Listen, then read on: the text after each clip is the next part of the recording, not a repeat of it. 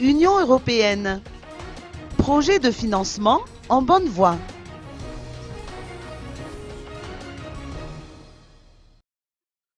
Son Excellence Monsieur Antonio Sanchez Benito, nouvel ambassadeur de l'Union européenne à Madagascar, s'est entretenu avec la presse aujourd'hui au sujet de la coopération entre la Grande Île et cet organisme international.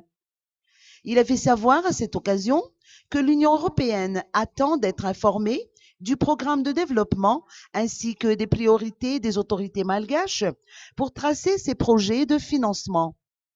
Vous savez, on a distribué une petite fiche note de coopération qui est un élément central de nos relations entre Madagascar et l'Union européenne, mais ce n'est qu'une dimension de notre coopération.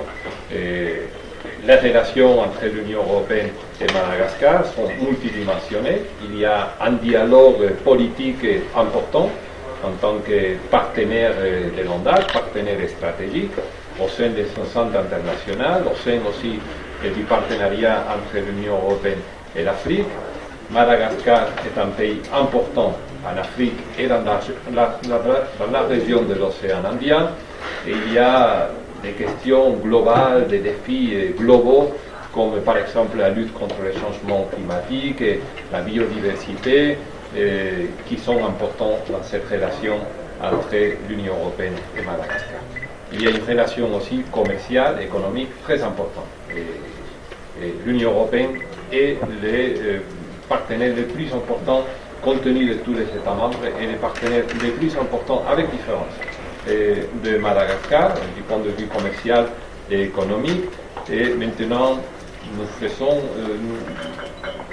notre mieux pour essayer de renforcer, de diversifier encore plus ces relations économiques et commerciales. Il y a les relations de pêche qui sont importantes entre l'Union européenne et Madagascar. Et finalement, je dirais aussi, mais qui est très important, qui est crucial, ce sont les relations de coopération. Maintenant, on est dans une situation de transition d'une enveloppe, d'un programme de coopération qui est le 10e Fonds européen de développement pour un nouveau fait, l'ancien.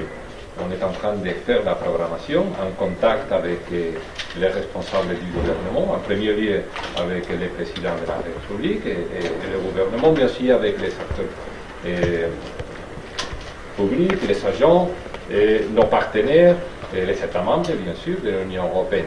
À court terme, on a disponibilisé un paquet post-électoral qui comprend aussi un appui budgétaire. Avec cet appui budgétaire pour Madagascar, on veut contribuer d'une manière importante, décisive, à renforcer la capacité de l'État de Madagascar à faire face, à confronter les défis du pays. C'est un appui direct, c'est un geste, je pense, important d'appui à Madagascar, l'ensemble de Madagascar,